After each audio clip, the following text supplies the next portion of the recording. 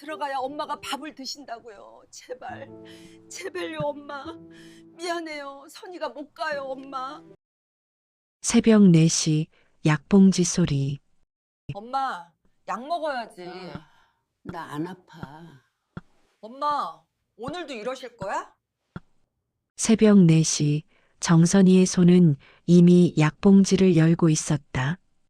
약봉지가 찢어지는 소리가 어둠 속에서 유독 크게 들렸다. 시어머니 오경자는 침대 모서리에 앉아 고개를 돌렸다. 얼굴은 창백했고 눈빛만 또렷했다. 선이는 물컵을 들고 경자 앞에 무릎을 꿇었다. 7년째 반복되는 자세였다. 경자의 손은 떨렸지만 약을 받아들이는 속도는 느리지 않았다. 선이는 그 손을 받쳐주며 물을 입에 대주었다.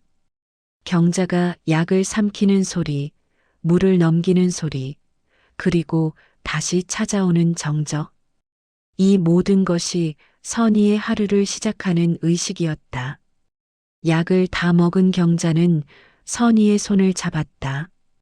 힘이 없는 손이었지만 온기는 남아 있었다. 선이는 그 손을 놓지 않고 잠시 앉아 있었다. 경자의 입술이 움직였다. 무슨 말을 하려는 것 같았지만 소리는 나오지 않았다. 선이는 고개를 끄덕이며 경자의 손을 침대 위에 내려놓았다. 부엌으로 돌아온 선이는 남편 한도식의 아침 약을 챙겼다. 혈압약, 혈당약, 그리고 뇌경색 재발 방지제. 도식은 침대에서 일어나지 않았다. 여전히 이불을 뒤집어 쓴 채였다.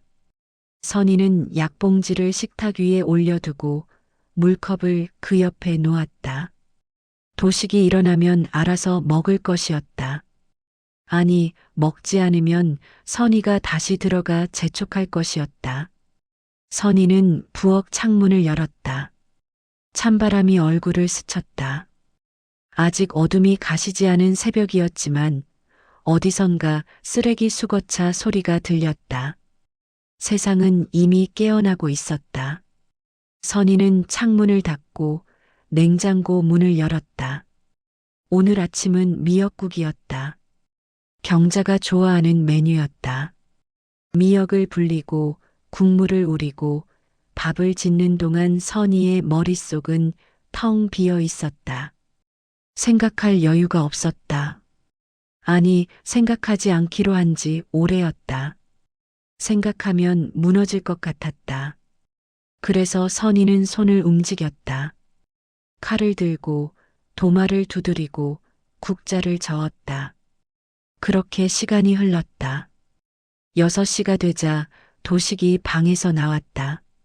머리는 헝클어져 있었고 얼굴은 부어 있었다. 선이는 식탁에 국을 올렸다. 도식은 아무 말 없이 자리에 앉았다. 숟가락을 들고 국을 떠서 입에 넣었다. 맛이 어떤지, 간이 맞는지 아무 말도 하지 않았다. 선이는 그 모습을 보며 밥을 퍼냈다. 식사가 끝나고 도식은 거실로 갔다. 텔레비전을 켰다. 아침 뉴스가 흘러나왔다. 선이는 설거지를 했다. 그릇을 씻고 행주로 닦고 선반에 올렸다. 손은 자동으로 움직였다. 머리는 여전히 텅 비어 있었다. 경자의 방에서 종소리가 들렸다. 선이는 행주를 던지고 방으로 달려갔다. 경자는 침대에서 일어나려 하고 있었다. 선이는 경자를 부축해 화장실로 데려갔다. 경자의 몸은 가벼웠다. 뼈만 남은 것 같았다. 선이는 경자를 변기에 앉히고 문 밖에서 기다렸다. 화장실 문이 열리고 경자가 나왔다. 선이는 경자를 다시 부축해 침대로 데려갔다. 경자는 이불 속으로 들어갔다. 눈을 감았다. 선이는 경자의 이마를 만졌다. 열은 없었다. 선이는 조용히 방을 나왔다. 거실로 돌아온 선희은 도식 옆에 앉았다. 도식은 여전히 텔레비전을 보고 있었다. 화면에는 부동산 뉴스가 나오고 있었다. 선희는 도식의 얼굴을 보았다. 도식의 눈은 화면에 고정되어 있었다. 입술은 굳어 있었다. 선희는 도식이 무슨 생각을 하는지 알 수 없었다. 7년 전 도식이 쓰러졌을 때 선희는 세상이 무너지는 줄 알았다. 병원에서 의사는 말했다. 뇌경색이라고.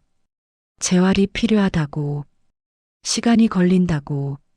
선희는 그 말을 듣고 고개를 끄덕였다. 울지 않았다. 울 시간이 없었다. 도식을 살려야 했다. 경자를 돌봐야 했다. 집을 지켜야 했다. 그렇게 7년이 흘렀다. 선희는 새벽마다 약을 챙기고 밥을 짓고 설거지를 하고 경자를 부축하고 도식을 재촉했다. 그 사이 선희의 얼굴은 깊어졌다. 주름이 늘었다. 머리는 휘어졌다. 거울을 볼 때마다 선희는 자신이 누구인지 알 수 없었다. 도식은 재활을 받았다. 병원을 오가며 물리치료를 받았다. 말하기 연습을 했다. 걷기 연습을 했다. 선희는 그 옆에서 지켜봤다. 도식이 나아지는 모습을 보며 선희는 안도했다. 이제 조금 나아질 거라고 생각했다. 하지만 도식의 눈빛은 변했다.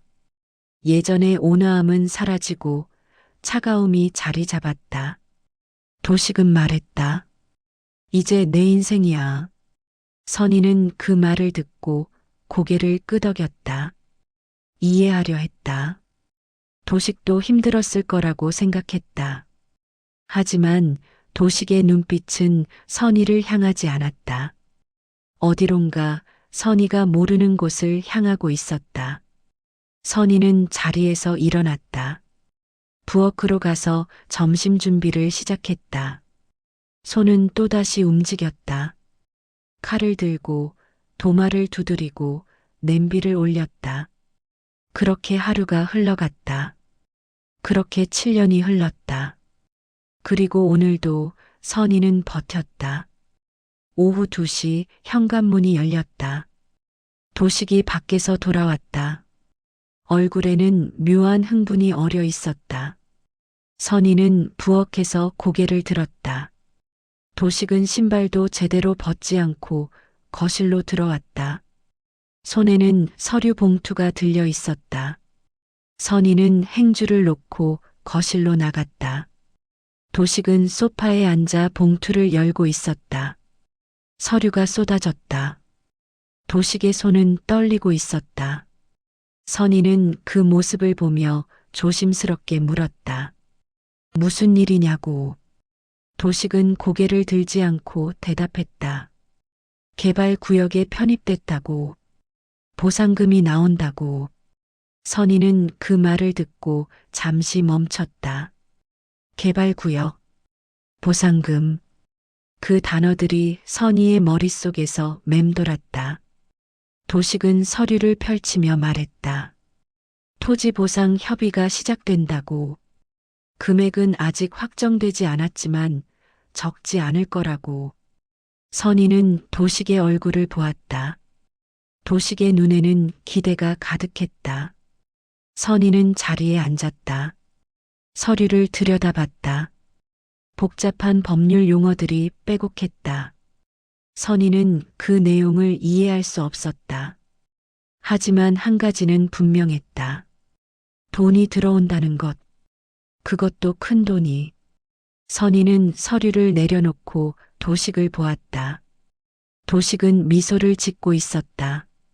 선희는 그 미소가 낯설었다. 도식은 말했다. 이제 편하게 살 수 있을 거라고. 병원비 걱정도 끝이라고. 선희는 고개를 끄덕였다. 하지만 마음 한구석이 불편했다. 왜 그런지 알 수 없었다. 그저 뭔가 잘못되고 있다는 느낌이 들었다. 선희는 그 느낌을 떨쳐내려 했다. 좋은 일인데 왜 불안한 걸까? 저녁이 되었다. 선희는 식사를 준비했다. 오늘은 도식이 좋아하는 갈비찜을 만들었다. 경자도 거실로 나왔다. 선희가 부축해서 자리에 앉혔다. 식탁에는 세 사람이 둘러앉았다. 도식은 여전히 들떠 있었다. 말이 많았다. 개발 계획에 대해, 보상금에 대해, 앞으로의 계획에 대해. 선희는 조용히 밥을 먹었다. 경자도 말이 없었다. 하지만 경자의 눈은 도식을 주시하고 있었다. 선희는 경자의 표정을 읽을 수 없었다. 경자는 숟가락을 내려놓고 도식에게 물었다. 그 돈으로 뭘 할 거냐고. 도식은 대답했다. 투자를 할 거라고. 사업을 다시 시작할 거라고. 선희는 고개를 들었다. 사업. 도식은 예전에 작은 건설 자재 유통업을 했었다. 하지만 뇌경색 이후 모든 것을 정리했다. 선희는 그게 다행이라고 생각했다. 도식의 건강이 우선이라고 생각했다. 하지만 지금 도식은 다시 사업을 말하고 있었다.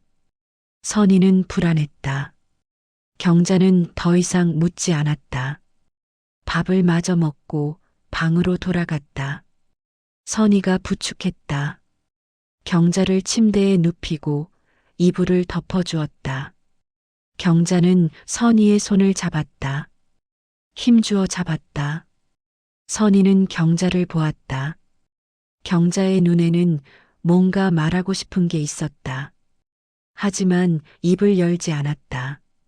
선희는 경자의 손을 꽉 잡았다.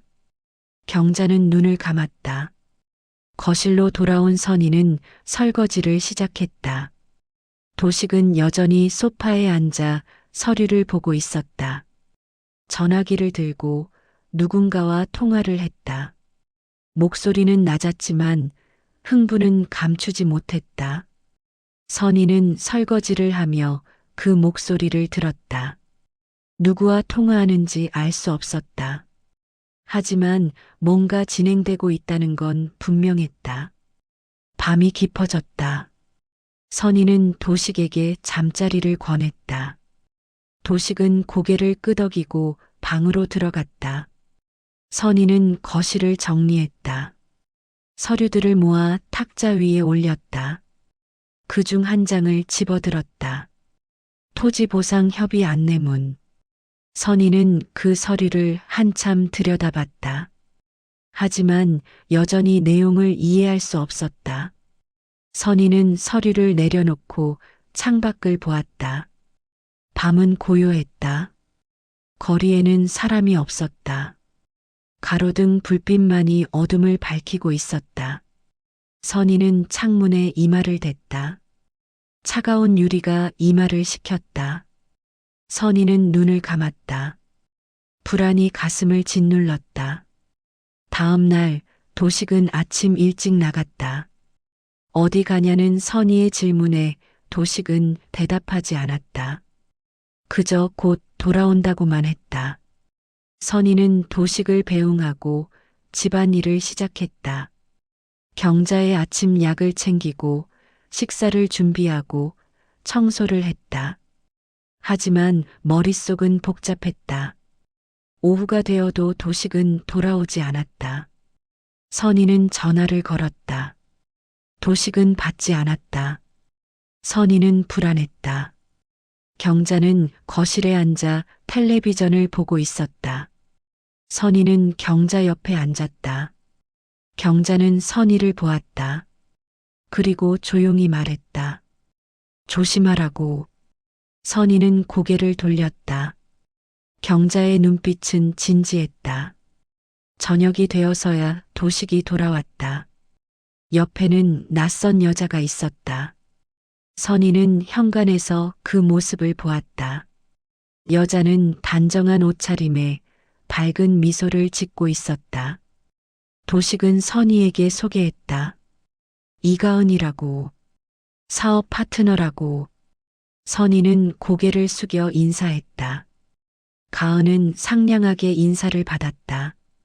가은은 거실로 들어왔다. 선희는 차를 내왔다. 가은은 미소를 지으며 차를 받았다. 도식은 가은에게 집안 이야기를 했다. 토지 보상에 대해, 투자 계획에 대해. 가은은 고개를 끄덕이며 들었다. 그리고 조심스럽게 의견을 냈다. 전문가의 조언이 필요하다고, 자신이 도울 수 있다고. 선희는 조용히 듣고 있었다. 가은의 말투는 상냥했다. 하지만 뭔가 계산적인 느낌이 들었다. 선희는 가은을 보았다. 가은은 선희와 눈을 마주쳤다. 그리고 미소를 지었다. 선희는 그 미소가 불편했다. 하지만 아무 말도 하지 않았다. 가은이 떠나고 선희는 도식에게 물었다. 저 사람은 누구냐고. 도식은 대답했다. 믿을 만한 사람이라고. 사업에 도움이 될 거라고. 선희는 더 이상 묻지 않았다. 하지만 불안은 더 커졌다. 선희는 그날 밤 잠을 이루지 못했다. 머릿속에는 가은의 미소가 맴돌았다. 이틀 후 경자가 선희를 불렀다. 선희는 경자의 방으로 들어갔다. 경자는 침대에 앉아 있었다. 손에는 낡은 앞치마가 들려 있었다. 선희는 그 앞치마를 보았다. 자수가 놓인 앞치마였다. 오래된 것 같았다. 색은 바랬지만 자수는 여전히 선명했다. 경자는 앞치마를 선희에게 건넸다. 선희는 조심스럽게 받았다. 경자는 선희의 눈을 보며 말했다. 이건 내 거라고. 선희는 고개를 가로저었다. 자신의 것이 아니라고. 하지만 경자는 고집했다. 이건 내 거라고. 받으라고. 선희는 앞치마를 품에 안았다. 경자는 계속 말했다. 겉으로만 보고 버리면 안 된다고. 내가 내 인생을 버리는 거라고. 선희는 경자의 말을 이해할 수 없었다. 하지만 경자의 눈빛은 진지했다. 선희는 고개를 끄덕였다. 경자는 선희의 손을 잡았다. 힘주어 잡았다. 선희는 경자의 손을 느꼈다. 따뜻했다. 선희는 앞치마를 들고 방을 나왔다. 자신의 방으로 가서 앞치마를 펼쳤다. 자수를 자세히 들여다봤다. 꽃무늬였다. 섬세하게 놓인 자수였다. 선희는 그 자수를 만졌다. 실의 감촉이 느껴졌다. 선희는 앞치마를 접어 서랍에 넣었다. 하지만 경자의 말이 머릿속에서 떠나지 않았다. 그날 저녁 도식은 또다시 늦게 들어왔다. 가은과 함께였다. 선희는 저녁 식사를 준비했다. 가은은 식사를 함께했다. 도식과 가은은 이야기를 나눴다. 투자처에 대해, 계약에 대해. 선희는 조용히 식사를 했다. 경자는 방에서 나오지 않았다. 선희가 방으로 식사를 날랐다. 경자는 밥을 먹으며 선희에게 물었다. 저 여자가 또 왔냐고. 선희는 고개를 끄덕였다. 경자는 숟가락을 내려놓고 선희를 보았다. 조심하라고. 또다시 말했다. 선희는 대답하지 않았다. 하지만 경자의 경고가 가슴에 박혔다. 며칠이 지났다. 도식은 점점 바빠졌다. 외출이 잦아졌다. 가은과의 만남도 잦아졌다. 선희는 그 모습을 지켜봤다. 하지만 아무것도 할 수 없었다. 선희는 집안일을 하며 버텼다. 경자를 돌보고 밥을 짓고 설거지를 했다. 그렇게 하루하루를 보냈다. 어느 날 밤 선희는 앞치마를 다시 꺼냈다. 자수를 들여다봤다. 꽃무늬가 달빛에 반짝였다. 선희는 앞치마를 만지며 경자의 말을 떠올렸다. 겉으로만 보고 버리면 안 된다고. 내가 내 인생을 버리는 거라고. 선희는 앞치마를 가슴에 안았다. 눈물이 흘렀다. 다음 날 도식은 선희에게 말했다. 곧 큰 계약이 성사된다고. 돈이 들어온다고. 그러면 모든 게 나아질 거라고. 선희는 고개를 끄덕였다. 하지만 믿지 않았다. 선희는 이미 알고 있었다. 뭔가 잘못되고 있다는 것을. 하지만 막을 방법을 몰랐다. 경자는 날이 갈수록 말이 없어졌다. 밥을 먹을 때도 약을 먹을 때도 조용했다. 하지만 선희를 볼 때마다 눈빛이 깊어졌다. 선희는 그 눈빛을 읽으려 했다. 하지만 알 수 없었다. 경자는 무슨 생각을 하는 걸까? 선희는 궁금했다. 일주일이 지났다. 도식은 서류를 들고 집에 왔다. 계약서였다. 선희에게 보여줬다. 투자 계약이라고. 가은과 함께 사업을 시작한다고. 선희는 서류를 들여다봤다. 복잡한 내용들이 빼곡했다. 선희는 이해할 수 없었다. 하지만 한 가지는 알았다. 이 계약이 위험하다는 것을. 선희는 도식에게 물었다. 정말 괜찮은 거냐고. 도식은 대답했다. 괜찮다고. 믿으라고. 선희는 더 이상 묻지 않았다. 도식은 계약서에 서명했다. 선희는 그 모습을 보았다. 펜이 종이 위를 움직였다. 도식의 이름이 적혔다. 그 순간 선희는 알았다. 돌이킬 수 없는 지점을 넘었다는 것을. 그날 밤 선희는 앞치마를 다시 꺼냈다. 자수를 만지며 생각했다. 경자는 왜 이 앞치마를 줬을까? 무슨 의미가 있는 걸까? 선희는 앞치마를 뒤집어 봤다. 안감을 들여다봤다. 그리고 뭔가를 느꼈다. 안감 속에 뭔가 있는 것 같았다. 선희는 손을 넣어 만져봤다. 딱딱한 게 느껴졌다. 선희는 조심스럽게 안감을 뜯었다. 그리고 그것을 꺼냈다. 작은 열쇠였다. 선희는 열쇠를 들여다봤다. 낡은 열쇠였다. 무엇을 여는 열쇠일까? 선희는 알 수 없었다. 하지만 경자가 이 열쇠를 숨겨둔 데는 이유가 있을 것이었다. 선희는 열쇠를 손에 쥐었다. 차가운 금속의 감촉이 느껴졌다. 선희는 경자의 방으로 가려 했다. 하지만 멈췄다. 지금은 아니었다. 선희는 열쇠를 다시 앞치마 속에 넣었다. 그리고 서랍에 넣어두었다. 며칠 후 도식의 태도가 변했다. 선희에게 차갑게 대했다. 말수가 줄었다. 집에 있는 시간도 줄었다. 선희는 그 변화를 느꼈다. 하지만 이유를 알 수 없었다. 선희는 도식에게 물었다. 무슨 일이냐고.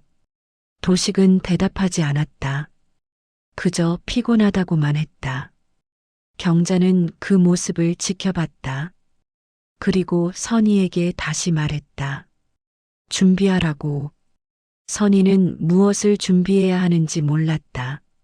하지만 경자의 말은 분명했다. 준비하라고.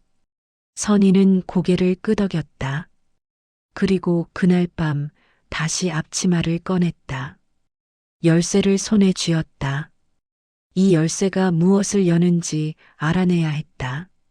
선희는 결심했다. 한 달이 지났다. 도식은 집에 거의 없었다. 돌아와도 선희와 말을 섞지 않았다. 식사도 따로 했다. 선희는 그 냉랭함을 견뎌냈다.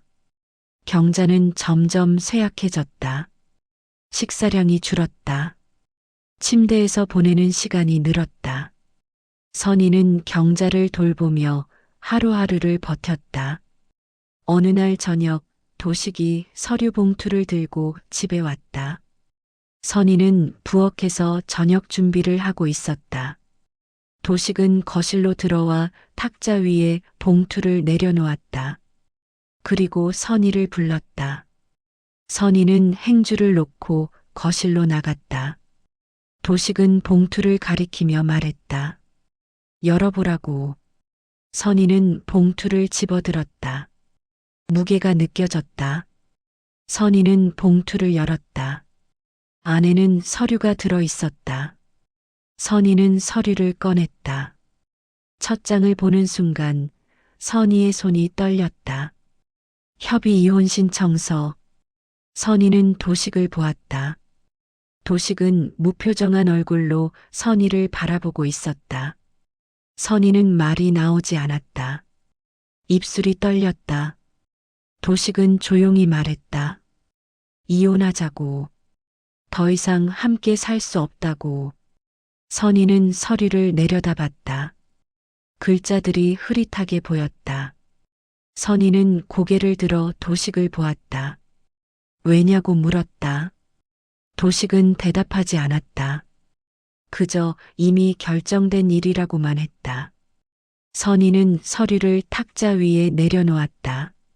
손이 떨렸다. 선희는 도식에게 물었다. 가은 때문이냐고. 도식은 표정을 굳혔다. 그리고 말했다. 그런 게 아니라고. 단지 각자의 길을 가야 한다고. 선희는 믿을 수 없었다. 7년을 간호하고 돌봤는데 이제 와서 이혼이라니. 도식은 계속 말했다. 보상금 문제도 있다고. 법적으로 정리해야 한다고. 선희에게도 몫을 주겠다고. 하지만 이혼은 해야 한다고. 선희는 도식의 말을 들으며 무너지는 느낌이 들었다. 7년간 쌓아온 것들이 한순간에 무너지는 것 같았다. 선희는 자리에서 일어났다. 방으로 들어가려 했다. 도식이 선희를 불렀다. 선희는 돌아보지 않았다. 도식은 말했다. 일주일 안에 집을 나가라고. 선희는 그 말을 듣고 멈췄다. 집을 나가라고. 이 집이 선희의 집이 아니라는 건가. 선희는 고개를 돌려 도식을 보았다. 도식의 얼굴은 차갑게 굳어 있었다. 선희는 경자의 방으로 갔다. 경자는 침대에 누워 있었다. 선희는 경자 옆에 앉았다. 경자는 눈을 떴다. 선희를 보았다. 선희는 말했다. 도식이 이혼하자고 했다고. 집을 나가라고 했다고. 경자는 선희의 손을 잡았다. 힘없는 손이었지만 따뜻했다. 경자는 말했다. 당황하지 말라고. 준비한 게 있다고. 선희는 경자를 보았다. 경자는 무슨 말을 하는 걸까? 경자는 계속 말했다. 앞치마를 기억하냐고. 열쇠를 찾았냐고. 선희는 고개를 끄덕였다. 경자는 미소를 지었다. 그 열쇠가 내 무기라고. 선희는 경자의 말을 이해할 수 없었다. 하지만 경자의 눈빛은 확신에 차 있었다. 경자는 선희에게 말했다. 시장에 가라고. 예전 점포를 찾아가라고. 그곳에 답이 있다고. 선희는 경자의 손을 꽉 잡았다. 경자는 눈을 감았다. 선희는 경자를 바라보며 결심했다. 무너지지 않겠다고. 다음 날 선희는 짐을 쌌다. 많지 않았다. 옷가지 몇 벌, 필요한 물건들. 그리고 앞치마. 선희는 앞치마를 가방에 넣었다. 도식은 집에 없었다. 선희는 경자에게 작별 인사를 했다. 경자는 선희를 안았다. 약한 힘이었지만 선희는 그 온기를 느꼈다. 경자는 말했다. 돌아올 거라고. 내 자리를 되찾을 거라고. 선희는 집을 나섰다. 문을 닫는 순간 찬바람이 얼굴을 스쳤다. 겨울이 다가오고 있었다. 선희는 가방을 들고 걸었다. 어디로 가야 할지 몰랐다. 친정은 이미 오래전에 정리됐다. 친구들도 연락이 끊긴 지 오래였다. 선희는 혼자였다. 선희는 버스를 탔다. 시장으로 향했다. 경자가 말한 그곳. 예전에 선희가 반찬 가게를 했던 그곳. 선희는 오래전 기억을 떠올렸다. 결혼하기 전 선희는 작은 반찬 가게를 운영했었다. 손님들이 좋아했다. 장사가 잘 됐다. 하지만 결혼 후 모든 걸 정리했다. 도식이 원했다. 선희는 따랐다. 버스에서 내려 시장으로 걸어갔다. 시장은 여전히 북적였다. 사람들의 목소리, 물건을 파는 소리, 흥정하는 소리. 모든 게 낯설지 않았다. 선희는 예전 점포가 있던 자리를 찾아갔다. 그곳에는 다른 가게가 들어서 있었다. 선희는 주변을 둘러봤다. 경자가 말한 곳이 어디일까? 선희는 시장 안쪽으로 들어갔다. 좁은 골목을 지나 작은 건물 앞에 섰다. 낡은 건물이었다. 선희는 문을 열었다. 계단이 보였다. 선희는 계단을 올랐다. 2층에는 작은 사무실 같은 공간이 있었다. 먼지가 쌓여 있었다. 선희는 방 안을 둘러봤다. 그리고 구석에 작은 금고함을 발견했다. 선희는 가방에서 앞치마를 꺼냈다. 안감 속 열쇠를 꺼냈다. 금고함 앞에 무릎을 꿇었다. 열쇠를 구멍에 넣었다. 돌렸다. 찰칵. 금고함이 열렸다. 선희는 금고함 안을 들여다봤다. 서류들이 들어 있었다. 선희는 서류를 꺼냈다. 하나하나 펼쳐봤다. 그리고 숨이 멎었다. 챕터 5. 원룸 바닥, 앞치마 속 열쇠. 금고함 안에는 선희가 예상하지 못한 것들이 들어 있었다. 서류 뭉치, 공증된 문서들, 그리고 작은 녹음기.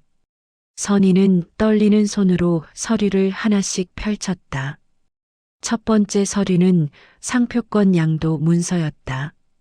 정선이라는 이름이 선명하게 적혀 있었다. 전통장, 장류 상표권.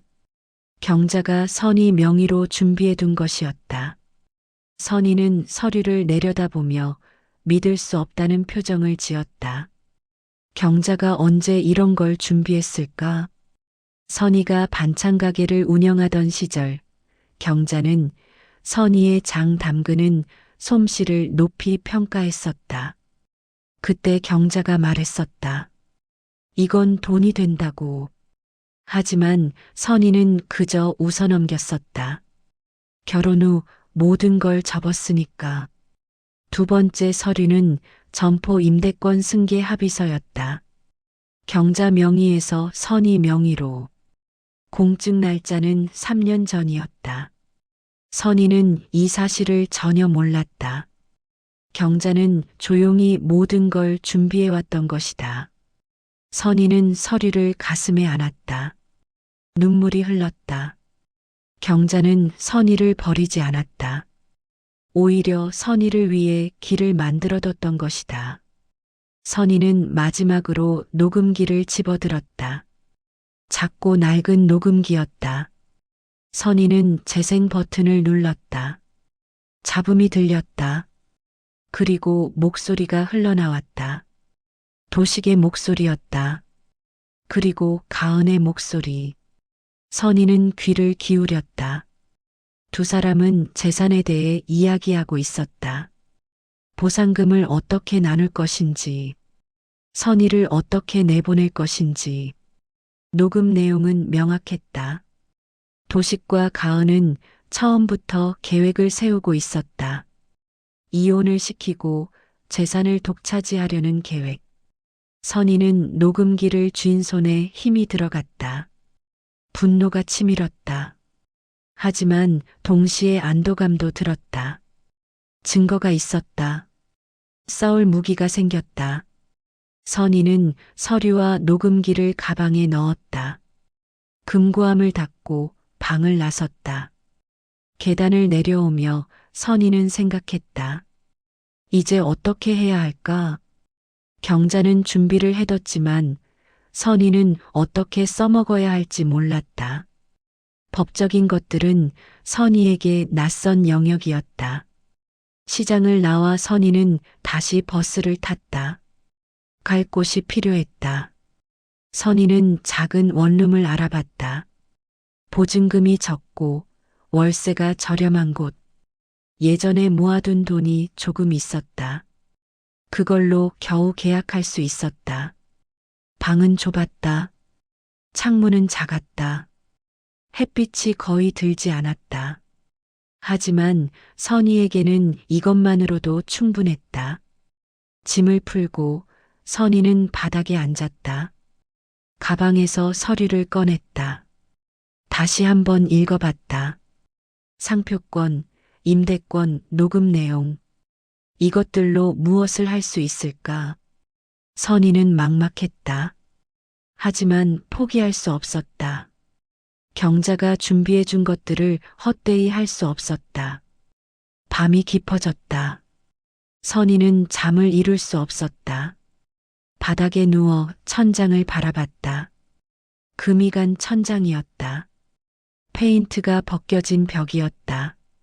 선희는 이곳이 자신의 집이라는 게 믿기지 않았다. 7년 동안 지켜온 집에서 쫓겨나 이런 곳에 누워 있다니. 다음 날 선희는 구청을 찾아갔다. 무료 법률 상담을 받을 수 있다는 안내문을 봤었다. 선희는 상담 창구에 앉았다.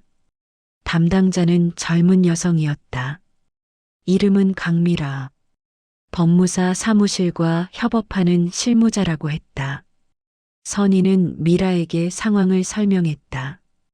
이혼 통보, 쫓겨난 일, 그리고 금고함에서 찾은 서류들. 미라는 조용히 듣고 있었다.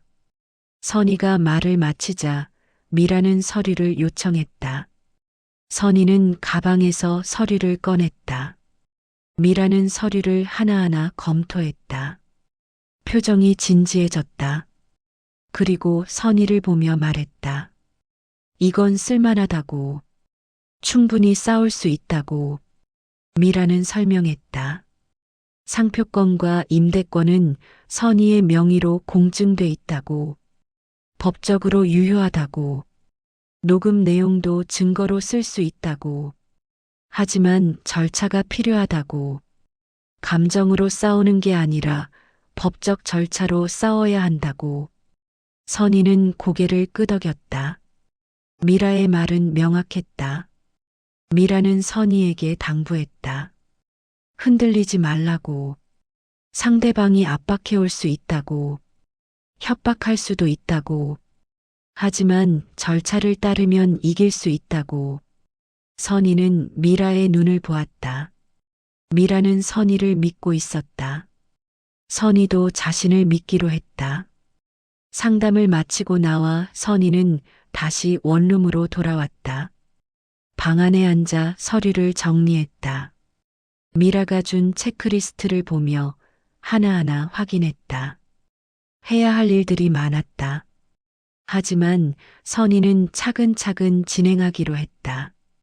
서두르지 않기로 했다. 일주일이 지났다. 선희는 매일 미라와 연락하며 절차를 진행했다. 서류를 제출하고 증거를 정리하고 대응 방안을 준비했다. 그 사이 도식에게서 연락이 왔다. 이혼서에 서명하라는 독촉이었다. 선희는 대답하지 않았다.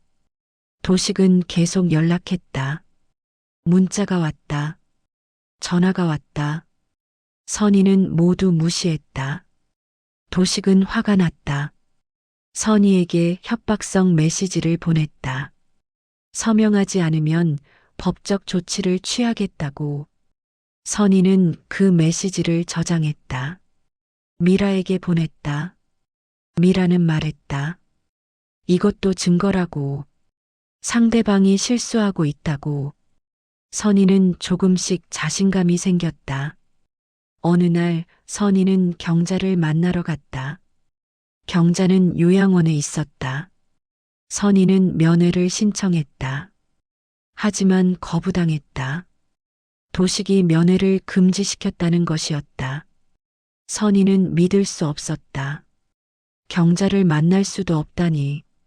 선희는 요양원 밖에서 한참을 서 있었다. 그리고 돌아섰다. 원룸으로 돌아온 선희는 바닥에 주저앉았다. 경자가 보고 싶었다. 경자의 목소리가 듣고 싶었다. 선희는 앞치마를 꺼냈다. 자수를 만졌다. 경자의 손길이 느껴지는 것 같았다. 선희는 앞치마를 가슴에 안았다. 그리고 다짐했다. 포기하지 않겠다고.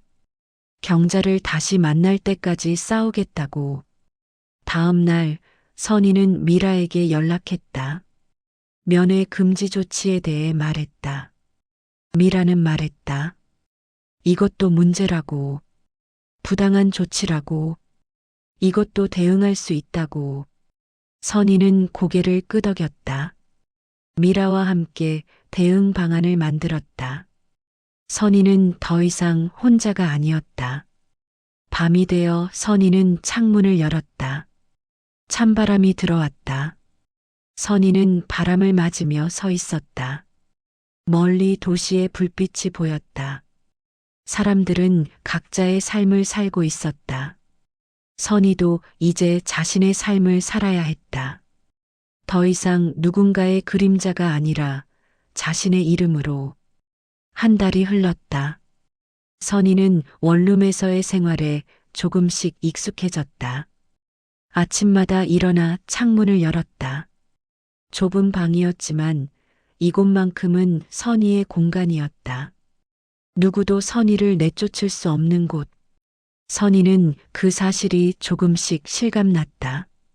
미라와의 상담은 계속됐다. 선희는 일주일에 2번씩 구청을 찾아갔다. 미라는 매번 새로운 절차를 알려줬다. 서류 작성법, 증거 정리법, 법적 대응 방법. 선희는 노트에 꼼꼼히 적었다. 처음엔 어려웠지만 점점 이해가 됐다. 법이라는 게 복잡하지만 절차만 따르면 길이 보였다. 어느 날 미라는 선희에게 물었다. 상표권에 대해 더 아는 게 있냐고. 선희는 고개를 저었다. 경자가 준비해둔 것일 뿐 자세한 내용은 몰랐다. 미라는 말했다. 이 상표권을 제대로 활용하려면 더 많은 정보가 필요하다고. 경자가 어떤 과정으로 이걸 준비했는지 알아봐야 한다고. 선희는 다시 시장으로 갔다. 금고함이 있던 그 건물. 선희는 2층 방에 앉아 주변을 살폈다. 먼지를 털어내며 구석구석 뒤졌다. 그리고 작은 서랍장을 발견했다. 서랍을 열자 오래된 장부가 나왔다. 경자의 필체였다. 선희는 장부를 펼쳤다. 장부에는 30년 넘게 기록된 내용들이 있었다. 장 담그는 재료비, 판매 내역, 거래처 목록. 경자는 선희가 반찬 가게를 운영하던 시절부터 모든 걸 기록해왔던 것이다. 선희는 장부를 넘기며 눈물이 났다. 경자는 선희를 믿었다. 선희의 능력을 믿고 언젠가 다시 시작할 수 있도록 모든 걸 준비해뒀던 것이다. 장부 마지막 장에는 메모가 적혀 있었다. 선희야, 내가 이걸 보고 있다면 힘든 일을 겪고 있는 거겠지. 하지만 포기하지 마. 이건 내가 일구어낸 거야. 내 손으로 만든 거야. 누구도 빼앗을 수 없어.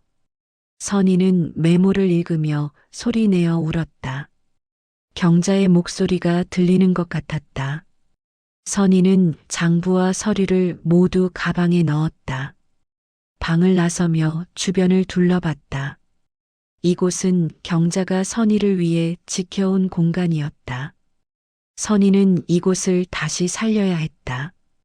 경자의 마음을 헛되이 할 수 없었다. 선희는 결심했다. 이곳에서 다시 시작하겠다고. 구청으로 돌아온 선희는 미라에게 장부를 보여줬다. 미라는 장부를 꼼꼼히 살폈다. 그리고 말했다. 이건 귀중한 자료라고. 선희가 실제로 사업을 운영했다는 증거라고. 상표권의 정당성을 입증하는데 큰 도움이 된다고. 선희는 안도했다. 경자의 준비는 완벽했다. 미라는 선희에게 제안했다. 사업자 등록을 다시 하는 게 어떻겠냐고. 상표권을 활용해 정식으로 사업을 시작하면 선희의 입지가 더 강해진다고. 선희는 망설였다. 사업을 다시 시작한다는 게 부담스러웠다. 하지만 미라는 말했다. 이건 선희의 권리를 지키는 방법이라고. 명분이 생긴다고. 선희는 고민 끝에 결정했다. 사업자 등록을 하기로. 미라가 절차를 도와줬다. 서류를 준비하고 구청에 제출하고 승인을 기다렸다. 일주일 후 사업자 등록증이 나왔다. 정선희 전통장류라는 이름으로. 선희는 등록증을 손에 쥐고 한참을 바라봤다. 이게 현실인지 믿기지 않았다. 사업자 등록을 마친 선희는 시장 점포를 정리하기 시작했다. 먼지를 털고 바닥을 닦고 벽을 칠했다. 몸은 힘들었지만 마음은 가벼웠다. 뭔가를 만들어가는 느낌이 들었다. 선희는 오랜만에 살아있다는 걸 느꼈다. 점포를 정리하던 중 옆 가게 주인이 찾아왔다. 나이 지긋한 여성이었다. 선희를 보더니 반가워했다. 알고 보니 경자의 옛 친구였다. 경자가 선희 이야기를 많이 했다고 전했다. 선희가 훌륭한 사람이라고, 언젠가 다시 돌아올 거라고. 선희는 그 말을 듣고 울컥했다. 옆 가게 주인은 선희를 도와줬다. 장 담그는 재료를 구할 수 있는 곳을 알려줬다. 시장 사람들을 소개시켜줬다. 선희는 조금씩 시장에 적응해 갔다. 사람들은 선희를 따뜻하게 대했다. 경자를 아는 사람들이었다. 경자가 선희를 믿었다면 자신들도 믿는다고 했다. 한 달 후 선희는 첫 장을 담갔다. 된장, 고추장, 간장. 경자에게 배운 방법 그대로. 선희는 장독을 들여다보며 기도했다. 잘 익기를, 좋은 맛이 나기를. 그리고 이 장이 선희의 새 시작이 되기를. 하지만 평화는 오래가지 않았다. 어느 날 도식이 시장에 나타났다. 가은과 함께였다. 선희는 점포 앞에서 두 사람을 마주쳤다.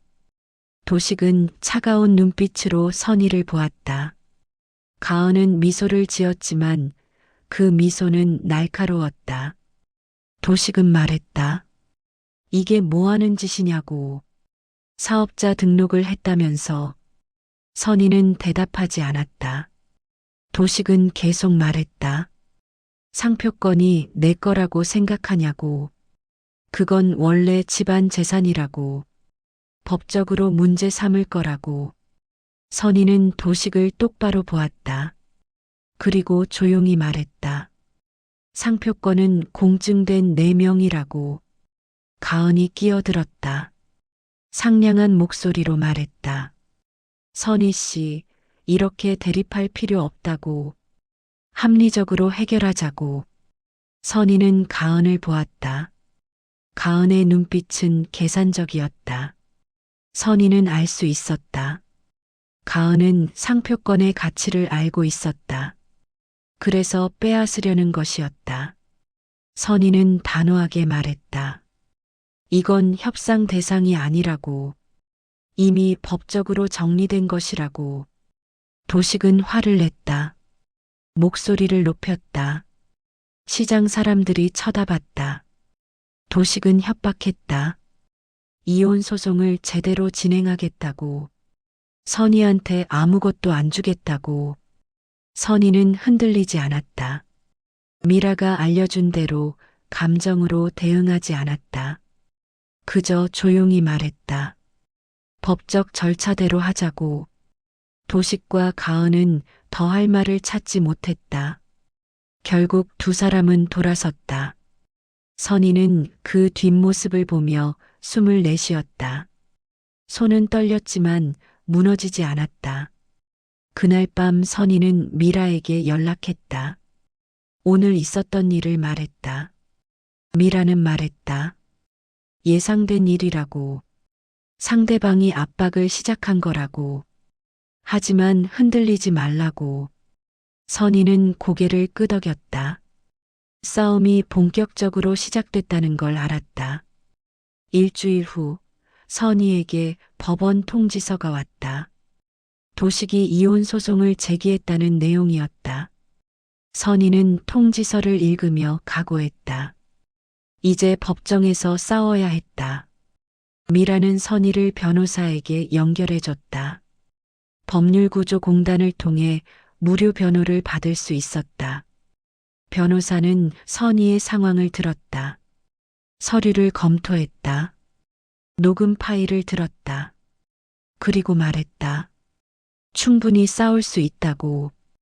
오히려 유리한 위치라고. 선희는 조금 안심했다.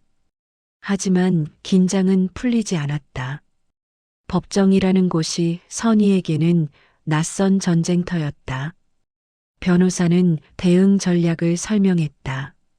먼저 상표권과 임대권의 정당성을 입증할 것. 그리고 도식의 부당한 처사를 증거로 제시할 것. 녹음 파일이 핵심이 될 거라고.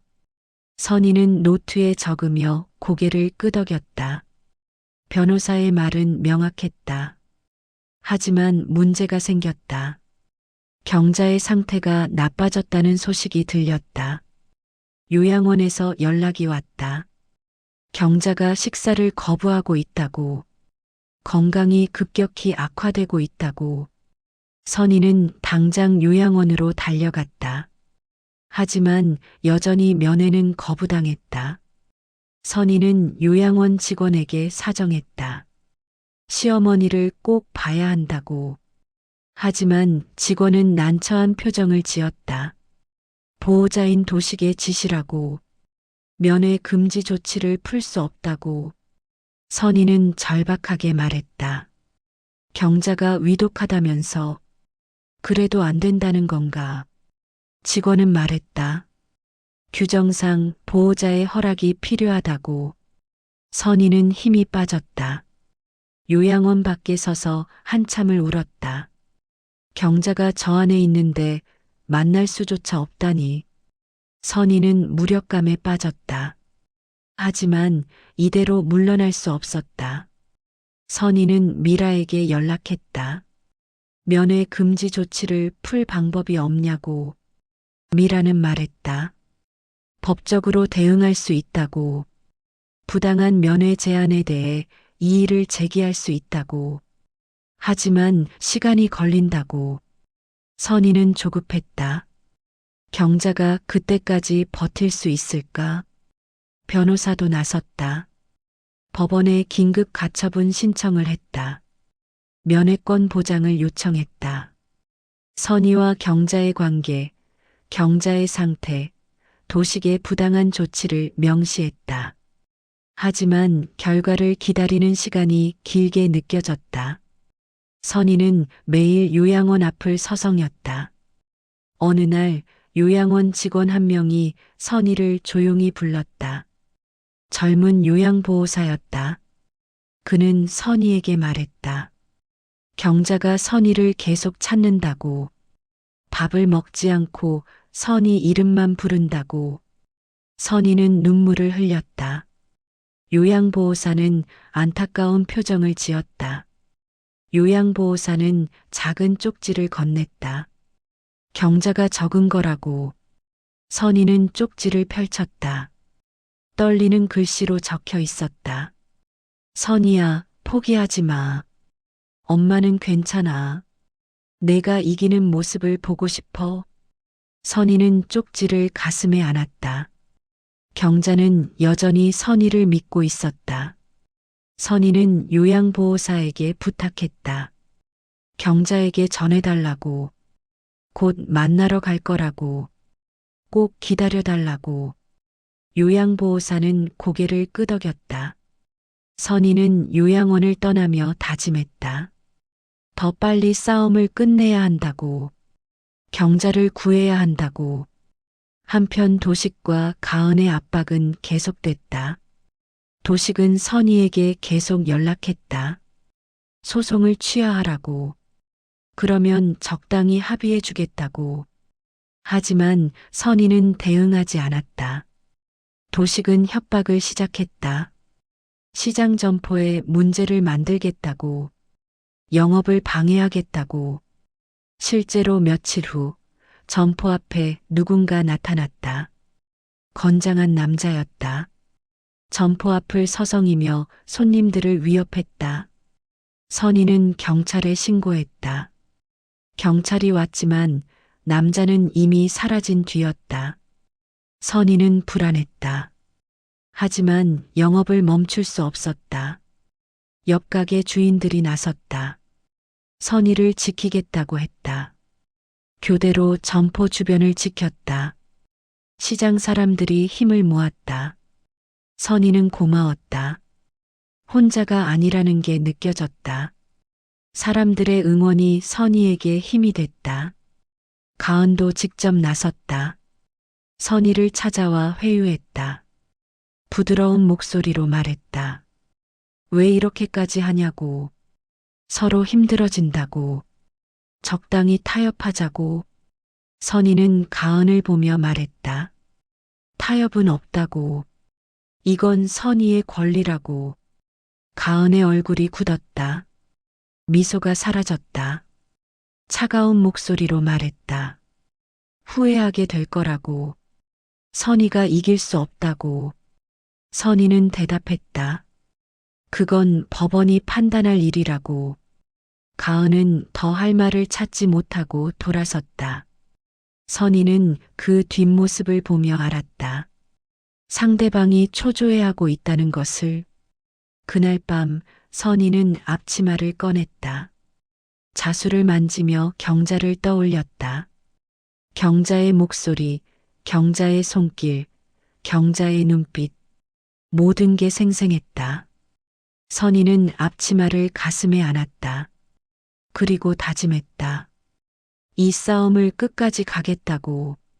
경자를 위해서라도. 며칠 후 법원에서 연락이 왔다. 가처분 신청이 받아들여졌다고. 면회 금지 조치가 해제됐다고. 선희는 울음을 터뜨렸다. 드디어 경자를 만날 수 있게 됐다. 선희는 당장 요양원으로 달려갔다. 경자는 침대에 누워 있었다. 많이 쇠약해진 모습이었다.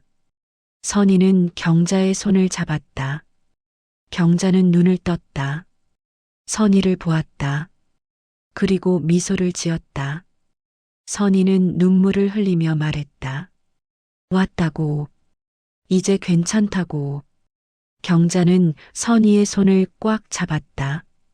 힘없는 손이었지만 따뜻했다.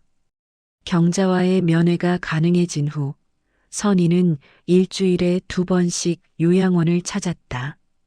경자는 선희를 볼 때마다 조금씩 기운을 되찾는 것 같았다. 식사량이 늘었다. 말도 조금씩 했다. 선희는 경자에게 그간의 일들을 조심스럽게 전했다. 점포를 다시 열었다고. 사업자 등록을 했다고. 법정 싸움을 하고 있다고. 경자는 선희의 손을 잡으며 고개를 끄덕였다. 잘하고 있다고. 계속 가라고. 선희는 경자의 격려에 힘을 얻었다. 하지만 동시에 걱정도 됐다. 경자의 몸은 여전히 약했다. 언제까지 버틸 수 있을지 알 수 없었다. 선희는 서둘러야 한다는 걸 알았다.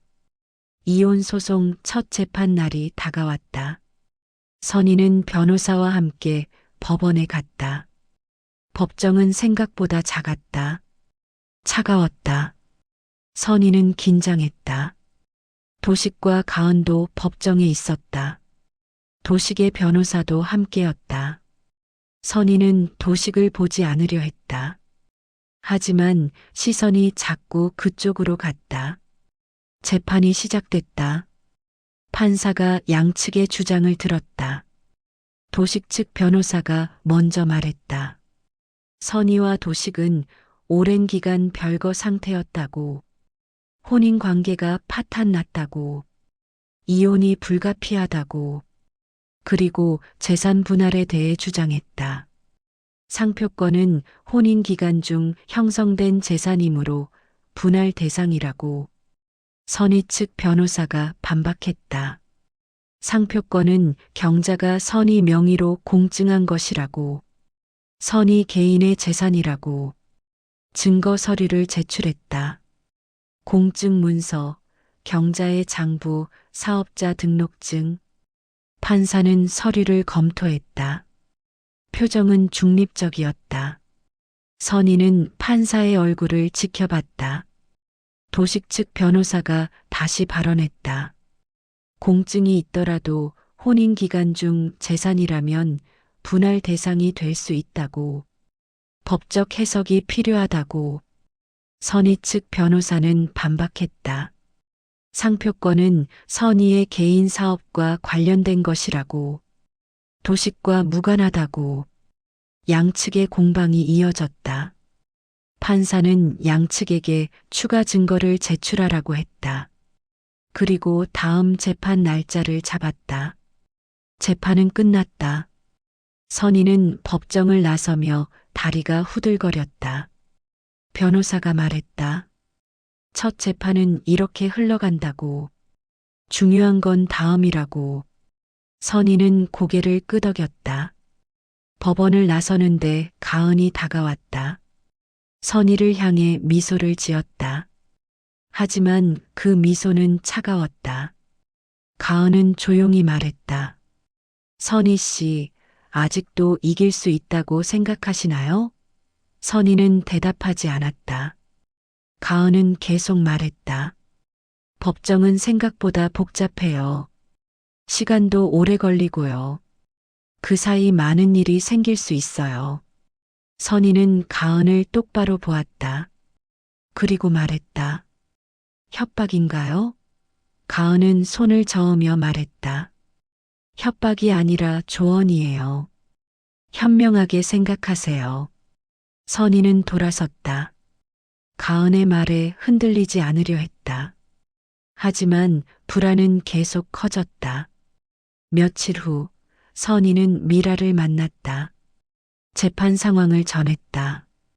미라는 말했다. 예상된 전개라고. 중요한 건 녹음 파일이라고. 그걸 언제 어떻게 제출하느냐가 관건이라고. 선희는 고개를 끄덕였다. 변호사도 같은 말을 했었다. 녹음 파일은 결정적 증거라고. 선희는 녹음 파일을 다시 들어봤다. 도식과 가은의 대화. 재산을 나누는 계획. 선희를 내쫓는 방법. 모든 게 명확하게 담겨 있었다. 선희는 이 파일을 들을 때마다 분노가 치밀었다. 하지만 동시에 감사했다. 경자가 이걸 녹음해뒀다는 사실에. 미라는 선희에게 물었다. 경자가 어떻게 이걸 녹음했을까요? 선희는 생각해봤다. 경자는 깜빡깜빡하는 척했지만 사실 모든 걸 알고 있었다. 도식과 가은이 집에서 나눈 대화를 몰래 녹음했을 것이다. 작은 녹음기를 숨겨두고 경자의 치밀함에 선희는 다시 한번 놀랐다. 미라는 말했다. 이 녹음 파일을 효과적으로 사용하려면 타이밍이 중요하다고. 너무 일찍 제출하면 상대방이 대응할 시간을 갖는다고. 적절한 순간에 제출해야 한다고. 선희는 변호사와 상의하기로 했다. 다음 재판 준비를 하던 중 도식 측에서 새로운 주장이 나왔다. 선희가 혼인 기간 중 가사 노동만 했다고. 경제 활동을 하지 않았다고. 따라서 재산 형성에 기여한 바가 적다고. 선희는 그 주장을 듣고 화가 났다. 7년간 간호하고 돌본 게 아무 가치도 없다는 건가. 변호사는 선희를 진정시켰다. 그리고 말했다. 이것도 예상된 주장이라고. 대응 방법이 있다고. 선희의 가사 노동, 간호 노동의 가치를 입증하면 된다고. 의료비 지출 내역, 경자 돌봄 기록, 모든 걸 증거로 제출하면 된다고. 선희는 집에 있던 자료들을 모았다. 병원 영수증, 약 처방전, 경자의 요양 기록, 7년간 모아둔 것들이었다. 선희는 이것들을 정리하며 또 울었다. 이 모든 게 선희의 삶이었다. 선희의 헌신이었다. 그런데 이제 와서 가치가 없다니. 변호사는 선희의 진술서를 작성했다.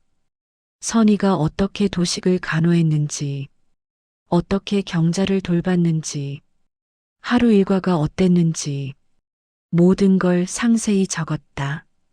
선희는 진술서를 읽으며 자신의 삶을 돌아봤다. 힘들었지만 후회하지 않았다. 다만 이렇게 끝나는 게 억울할 뿐이었다. 두 번째 재판 날이 왔다. 선희는 다시 법정에 섰다. 이번엔 조금 덜 긴장됐다. 선희는 진술서를 제출했다. 증거 자료도 함께 제출했다. 판사는 자료를 검토했다.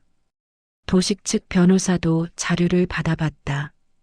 표정이 굳어졌다. 판사가 물었다. 도식 씨, 부인이 7년간 간호와 돌봄을 했다는 게 사실입니까? 도식은 망설이다 대답했다. 사실이라고. 하지만 그게 재산 분할과 무슨 상관이냐고. 판사는 도식을 바라봤다. 그리고 말했다. 가사 노동과 간호 노동도 경제적 가치가 있습니다. 재판은 선희에게 유리하게 흘러갔다. 도식 측의 주장이 약해졌다. 선희 측 변호사는 녹음 파일의 존재를 언급했다. 아직 제출하지는 않았다. 다만 그런 증거가 있다고만 말했다. 도식과 가은의 얼굴이 굳었다. 선희는 그 표정을 놓치지 않았다. 재판이 끝나고 도식이 선희에게 다가왔다. 처음으로 말을 걸었다. 선희야, 우리 이렇게까지 해야 하나? 선희는 도식을 보았다. 도식의 얼굴에는 초조함이 어려 있었다. 선희는 조용히 말했다. 당신이 시작한 일이에요. 도식은 더 이상 말하지 못하고 돌아섰다. 그날 저녁 선희는 경자를 만나러 갔다. 경자에게 재판 이야기를 전했다. 경자는 선희의 손을 잡으며 말했다. 잘하고 있다고. 이제 곧 끝날 거라고. 선희는 경자를 보며 물었다. 엄마는 어떻게 다 알고 계셨어요? 경자는 미소를 지었다. 늙었어도 눈은 살아있다고. 석 달이 흘렀다. 재판은 계속됐고 선희의 일상도 계속됐다. 아침이면 시장 점포에 나가 장사를 했다. 선희가 담근 장은 입소문을 타기 시작했다. 손님들이 하나둘 늘었다. 맛이 좋다고 옛날 맛이 난다고 말하는 사람들이 많았다. 선희는 그 말을 들을 때마다 경자를 떠올렸다. 장사를 마치고 저녁이면 요양원에 갔다. 경자는 조금씩 나아지는 것 같았다. 얼굴에 혈색이 돌았다. 말도 또렷해졌다. 선희는 경자와 함께 저녁을 먹으며 하루를 정리했다. 경자는 선희의 이야기를 들으며 고개를 끄덕였다. 가끔 조언을 해줬다. 장 담그는 방법, 손님 대하는 법. 어느 날 미라가 선희에게 사람을 소개해줬다. 박진호라는 이름의 프리랜서 PD였다. 동네 라디오 제작 경험이 있는 사람이라고 했다. 미라는 말했다. 진호 씨가 선희 씨의 이야기에 관심이 있다고. 다큐멘터리로 만들고 싶다고. 선희는 진호를 만났다. 진호는 편안한 인상의 중년 남성이었다. 선희에게 차를 대접하며 조심스럽게 물었다. 이야기를 들려줄 수 있냐고. 선희는 망설였다. 자신의 이야기를 세상에 꺼내는 게 두려웠다. 하지만 진호는 말했다. 선희 씨 같은 사람이 많다고. 이 이야기가 누군가에게 힘이 될 수 있다고. 선희는 천천히 이야기를 시작했다. 7년간의 간호, 경자와의 관계, 갑작스러운 이혼 통보, 금고함에서 찾은 증거들. 진호는 조용히 들었다. 중간에 질문을 하지 않았다. 그저 고개를 끄덕이며 들어줬다. 선희는 이야기하는 동안 눈물을 흘렸다. 진호는 티슈를 건넸다. 이야기를 마친 후 진호는 말했다. 이건 단순한 이혼 사건이 아니라고. 한 사람이 자기 인생을 되찾는 이야기라고. 많은 사람들이 공감할 거라고. 선희는 물었다. 정말 이게 누군가에게 도움이 될까요? 진호는 고개를 끄덕였다. 분명히 그럴 거라고. 진호는 제안했다. 팟캐스트 형식으로 이야기를 풀어가면 어떻겠냐고. 선희가 직접 목소리를 내는 거라고. 물론 법적 문제가 되지 않도록 조심하면서. 선희는 고민했다. 미라에게 상의했다. 미라는 말했다. 나쁘지 않다고. 오히려 여론을 만드는데 도움이 될 수 있다고. 변호사와도 상의했다. 변호사는 신중해야 한다고 했다. 하지만 막을 이유는 없다고. 다만 재판에 영향을 줄 수 있는 내용은 조심해야 한다고. 사실관계만 이야기하고 상대방을 비방하지 않으면 된다고. 선희는 고개를 끄덕였다. 일주일 후 첫 녹음이 시작됐다. 진호는 작은 스튜디오를 마련했다. 마이크 앞에 앉은 선희는 긴장했다. 진호는 선희를 안심시켰다. 편하게 이야기하면 된다고. 실수해도 괜찮다고. 선희는 심호흡을 하고 말을 시작했다. 선희는 자신의 이야기를 담담하게 풀어놨다. 어떻게 7년을 버텼는지, 어떻게 집에서 쫓겨났는지, 어떻게 다시 일어서고 있는지. 선희의 목소리는 떨렸지만 진실했다. 진호는 선희의 이야기를 경청하며 때때로 질문을 던졌다. 그때 어떤 기분이었냐고, 무엇이 힘이 됐냐고. 녹음을 마치고 선희는 후련했다. 가슴에 쌓였던 것들이 조금 풀리는 느낌이었다. 진호는 말했다. 좋은 녹음이었다고. 사람들이 공감할 거라고. 선희는 미소를 지었다. 오랜만에 느끼는 평온함이었다. 팟캐스트가 공개됐다. 제목은 다시 서는 사람, 정선희의 이야기였다. 반응은 즉각적이었다. 댓글이 달리기 시작했다. 응원의 메시지들이었다.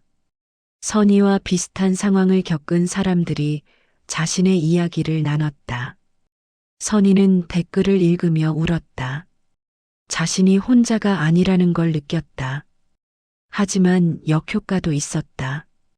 도식과 가은이 격하게 반응했다. 도식은 선희에게 항해 전화를 했다. 이게 뭐 하는 짓이냐고. 사생활을 공개하는 거냐고.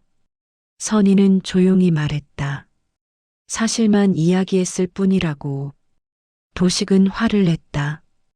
법적 조치를 취하겠다고 협박했다. 가은도 움직였다. 가은은 자신의 SNS에 글을 올렸다. 일방적인 주장만 듣지 말라고. 진실은 다르다고. 하지만 구체적인 반박은 하지 못했다.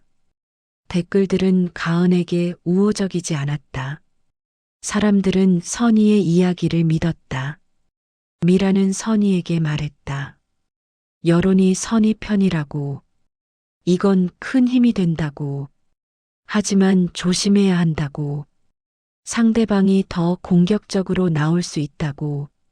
선희는 각오했다. 이미 시작한 일이었다. 뒤로 물러설 수 없었다. 며칠 후 도식 측에서 명예훼손으로 고소하겠다는 통지가 왔다. 선희는 당황했다. 변호사는 걱정하지 말라고 했다. 사실관계만 이야기했으면 문제 없다고. 오히려 상대방이 초조해서 하는 행동이라고. 선희는 마음을 진정시켰다. 팟캐스트는 계속됐다. 두 번째, 세 번째 에피소드가 나갔다. 선희는 경자와의 관계를 이야기했다. 금고함에서 찾은 것들을 이야기했다. 다시 시작한 장사를 이야기했다. 진호는 선희의 이야기를 잘 편집했다. 감동적이면서도 현실적으로. 청취자 수가 늘어났다. 지역 언론에서 관심을 보였다. 한 신문사에서 선희를 인터뷰하고 싶다고 연락했다. 선희는 받아들였다. 인터뷰에서 선희는 담담하게 자신의 이야기를 전했다. 기자는 감동받은 듯 고개를 끄덕였다. 기사가 나갔다. 67세, 다시 자기 인생을 찾은 여성이라는 제목이었다. 기사는 선희의 이야기를 상세히 다뤘다. 반응은 뜨거웠다. 기사가 SNS에서 공유됐다. 사람들은 선희를 응원했다. 선희의 점포에 손님이 더 늘었다. 한 방송국에서 연락이 왔다. 지역 뉴스에서 선희의 이야기를 다루고 싶다고. 선희는 망설였다. 미라와 진호는 좋은 기회라고 했다. 선희는 결국 받아들였다. 촬영팀이 시장에 왔다. 선희의 점포를 찍었다. 선희가 장을 담그는 모습을 찍었다. 인터뷰에서 선희는 말했다. 포기하지 않으면 길이 보인다고. 누군가 준비해준 것들을 헛되이 하지 말아야 한다고. 자기 인생의 주인은 자기 자신이라고. 카메라는 선희의 얼굴을 클로즈업했다. 선희의 눈빛은 단단했다. 뉴스가 방송됐다. 반응은 폭발적이었다. 선희의 전화기는 쉴 새 없이 울렸다. 응원 메시지, 주문 문의, 인터뷰 요청. 선희는 감당하기 힘들었다. 하지만 행복했다. 자신의 이야기가 세상에 닿고 있다는 게 느껴졌다. 도식과 가은은 궁지에 몰렸다. 여론은 완전히 선희 편이었다. 도식은 지인들에게서 비난을 받았다. 가은은 SNS를 비공개로 전환했다. 두 사람은 더 이상 공개적으로 선희를 공격할 수 없었다. 세 번째 재판이 다가왔다. 이번이 마지막 재판이 될 것 같았다. 변호사는 선희에게 말했다. 이제 녹음 파일을 제출할 때라고. 결정타를 날릴 때라고. 선희는 고개를 끄덕였다. 준비됐다고 대답했다. 재판 전날 선희는 경자를 만났다. 경자에게 모든 상황을 전했다. 경자는 선희의 손을 잡으며 말했다. 자랑스럽다고. 이제 다 끝날 거라고. 선희는 경자를 안았다. 경자의 품은 여전히 따뜻했다. 선희는 그 온기를 느끼며 힘을 얻었다. 챕터 10. 결정적 대결 후 내 이름으로 다시 서다. 마지막 재판날 법정은 방청객들로 가득 찼다. 선희의 이야기를 듣고 온 사람들이었다. 시장 상인들, 팟캐스트 청취자들, 기자들. 선희는 그 모습을 보며 놀랐다. 자신의 싸움이 이렇게 많은 사람들의 관심을 받고 있다니. 판사가 입장했다. 재판이 시작됐다. 선희 측 변호사가 일어섰다. 그리고 말했다. 결정적 증거를 제출하겠다고. 법정에 긴장감이 흘렀다. 변호사는 녹음기를 제출했다. 그리고 녹음 파일을 재생했다. 도식과 가은의 목소리가 법정에 울려 퍼졌다. 재산 분할 계획, 선의를 내쫓는 방법, 이혼 후 사업 확장 계획. 모든 게 명확하게 담겨 있었다. 법정은 숨소리조차 들리지 않을 만큼 조용했다. 녹음이 끝나고 잠시 침묵이 흘렀다. 도식의 얼굴은 창백해졌다. 가은은 고개를 숙였다. 도식 측 변호사는 당황한 표정을 감추지 못했다. 판사는 녹음 파일에 대해 물었다. 언제 어떻게 녹음된 것인지. 선희 측 변호사가 설명했다. 경자가 집에서 녹음한 것이라고. 도식과 가은이 모르는 사이에. 도식 측 변호사가 항의했다. 이건 불법 녹음이라고. 증거 능력이 없다고. 하지만 선희 측 변호사는 반박했다. 당사자 중 한 명이 있는 상황에서의 녹음은 합법이라고. 경자는 당사자였다고. 도식의 어머니였으니까. 판사는 잠시 생각하더니 말했다. 증거로 인정하겠다고. 도식 측은 더 이상 반박하지 못했다. 판사는 도식에게 물었다. 녹음 내용이 사실입니까? 도식은 말문이 막혔다. 한참을 망설이다 고개를 끄덕였다. 사실이라고 인정했다. 법정이 술렁였다. 방청객들 사이에서 작은 탄성이 터져나왔다. 판사가 정숙을 요구했다. 선희는 눈물을 참았다. 드디어 진실이 밝혀졌다. 7년간의 헌신을 무시하고 선희를 내쫓으려 했던 계획이 세상에 드러났다. 판사는 양측에게 최후 진술 기회를 줬다. 도식 측 변호사는 형식적인 말만 했다. 변명의 여지가 없었다. 선희 측 변호사가 일어섰다. 그리고 조목조목 주장했다. 선희의 헌신, 경자의 준비, 상표권의 정당성, 도식의 배신. 변호사는 마지막으로 말했다. 이 사건은 단순한 재산 분쟁이 아니라고. 한 사람의 인생을 지키는 싸움이라고. 선희 씨는 7년간 가족을 위해 모든 걸 바쳤다고. 이제 선희 씨가 자기 인생을 되찾을 권리가 있다고. 법정은 다시 조용해졌다. 판사는 잠시 서류를 검토했다. 그리고 판결을 선고했다. 이혼은 인정하되 재산 분할은 선희에게 유리하게. 상표권과 임대권은 선희의 고유 재산으로 인정. 도식은 선희에게 위자료와 재산 분할금을 지급할 것. 경자의 요양비는 도식이 계속 부담할 것. 판결이 끝나고 법정에서 박수가 터져나왔다.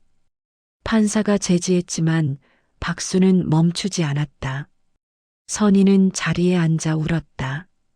변호사가 선희의 어깨를 토닥였다. 이겼다고. 선희는 고개를 끄덕였다. 정말 이긴 것 같았다. 법정을 나서자 사람들이 선희를 둘러쌌다. 축하한다고 수고했다고 말했다. 시장 상인들은 꽃다발을 준비해 왔다. 선희는 꽃다발을 받으며 감사 인사를 했다. 진호가 카메라로 그 순간을 담았다. 미라는 선희를 안으며 말했다. 정말 잘했다고. 선희는 곧장 요양원으로 갔다. 경자에게 소식을 전하고 싶었다. 경자는 침대에 앉아 선희를 기다리고 있었다. 선희가 들어서자 경자는 미소를 지었다. 선희는 경자에게 달려가 안겼다. 그리고 말했다. 이겼어요, 엄마. 우리가 이겼어요. 경자는 선희의 등을 토닥였다. 알고 있었다고. 내가 이길 줄 알았다고. 선희는 경자의 품에서 한참을 울었다. 기쁨의 눈물이었다. 안도의 눈물이었다. 경자는 선희가 울음을 그칠 때까지 기다려줬다. 울음을 그친 선희에게 경자는 말했다. 이제 내 인생을 살아라. 누구를 위해서가 아니라 너를 위해서. 선희는 고개를 끄덕였다. 그렇게 하겠다고 약속했다. 경자는 만족스러운 표정을 지었다. 그리고 선희의 손을 꽉 잡았다. 한 달 후 선희는 점포를 확장했다. 옆 가게가 비어서 그곳까지 임대했다. 장을 담그는 공간과 판매하는 공간을 분리했다. 간판도 새로 달았다. 정선희 전통 장류. 경자와 함께 만든 이름이었다. 개업식 날 많은 사람들이 찾아왔다. 시장 상인들, 단골 손님들, 팟캐스트 청취자들. 진호는 개업식을 촬영했다. 미라는 꽃바구니를 보냈다. 변호사도 축하 화환을 보냈다. 선희는 사람들에게 감사 인사를 했다. 경자도 요양원에서 나왔다. 휠체어에 앉아 개업식에 참석했다. 선희는 경자를 가게 안으로 모셨다. 경자는 가게를 둘러보며 만족스러워했다. 선희가 담근 장 항아리들을 보며 고개를 끄덕였다. 잘했다고. 내 손으로 이뤄냈다고. 선희는 경자에게 된장국을 끓여드렸다. 경자는 한 숟갈 떠서 맛봤다. 그리고 말했다. 이제야 내 얼굴에 사람이 산다. 선희는 그 말을 듣고 웃었다. 정말 그런 것 같았다. 거울을 볼 때마다 예전과 다른 얼굴이 보였다. 살아있는 얼굴이었다. 장사는 잘 됐다. 입소문이 나면서 주문이 밀려들었다. 선희는 바빴지만 행복했다. 아침마다 일어나 가게로 가는 게 즐거웠다. 손님들을 맞이하는 게 즐거웠다. 자기 이름으로 벌어들이는 돈이 자랑스러웠다. 도식과는 더 이상 연락하지 않았다. 재산 분할금과 위자료는 법원을 통해 받았다. 도식이 어떻게 사는지 알 수 없었다. 알고 싶지도 않았다. 선희에게 도식은 이제 과거였다. 선희는 앞만 보고 걸어갔다. 가은도 사라졌다. 소문에 의하면 도식과도 헤어졌다고 했다. 재산이 생각만큼 나오지 않자 가은이 떠났다는 얘기였다. 선희는 그 소문을 듣고 쓴웃음을 지었다. 결국 돈 때문이었구나. 선희는 더 이상 그들에게 마음을 쓰지 않았다. 여름이 왔다. 선희는 경자와 함께 시장 옥상에 올라갔다. 옥상에는 작은 텃밭이 있었다. 선희는 그곳에 고추와 깻잎을 심었다. 경자는 휠체어에 앉아 선희가 일하는 모습을 지켜봤다. 두 사람은 말이 없었지만 편안했다. 해가 지고 노을이 졌다. 선희는 경자 옆에 앉았다. 두 사람은 노을을 바라봤다. 경자가 말했다. 고생했다. 선희는 대답했다. 엄마 덕분이에요. 경자는 고개를 저었다. 내가 한 거야. 내 힘으로. 선희는 경자의 손을 잡았다. 따뜻한 손이었다. 살아있는 손이었다. 선희는 그 손을 꽉 잡았다. 경자도 선희의 손을 꽉 잡았다. 두 사람은 그렇게 한참을 앉아 있었다. 노을이 지고 어둠이 찾아왔다. 하지만 두 사람의 손은 여전히 맞잡혀 있었다. 가을이 왔다. 선희는 장독대에서 장을 떠냈다. 1년 전에 담근 장이었다. 뚜껑을 열자 구수한 냄새가 났다. 잘 익었다. 선희는 국자로 장을 떠서 맛봤다. 깊은 맛이 났다. 시간이 만든 맛이었다. 선희는 그 장으로 국을 끓였다. 경자와 함께 먹었다. 경자는 한 숟갈 떠서 천천히 음미했다. 그리고 말했다. 이 맛이야. 이게 내 맛이야. 선희는 웃었다. 그렇다면 좋겠다고 대답했다. 경자도 웃었다. 진호가 마지막 팟캐스트 녹음을 하자고 제안했다. 선희는 받아들였다. 마이크 앞에 앉아 선희는 말했다. 1년 전에 자신에게 하고 싶은 말을. 포기하지 말라고. 버티면 길이 보인다고.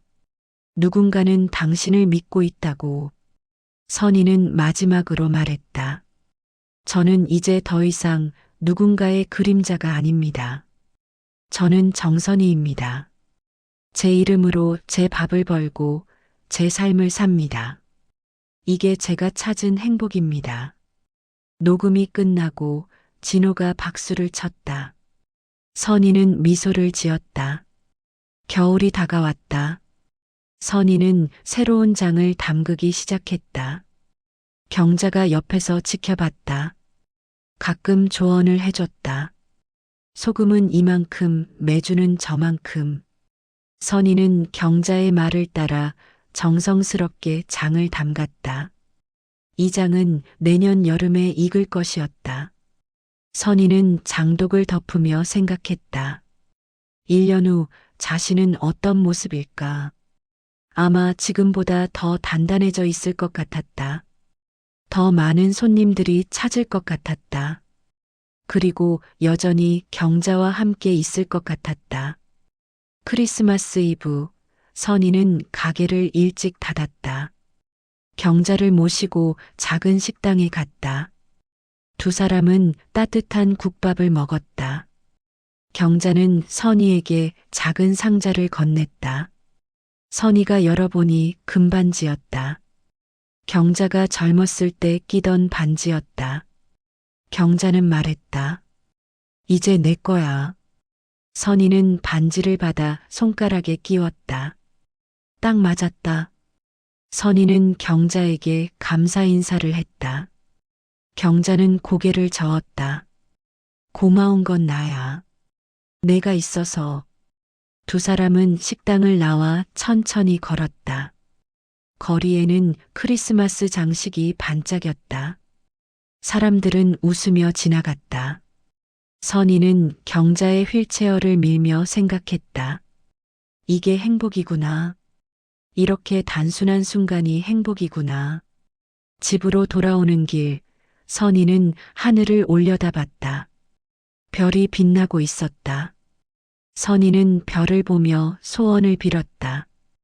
이 평화가 계속되기를, 경자가 건강하기를, 그리고 자신이 계속 단단하기를. 그날 밤 선희는 일기를 썼다. 오랜만이었다. 일기장을 펼치고 펜을 들고 천천히 글을 썼다. 오늘의 일, 오늘의 기분, 오늘의 감사. 마지막 줄에 선희는 이렇게 썼다. 나는 이제 내 인생의 주인이다. 선희는 일기장을 덮고 불을 껐다.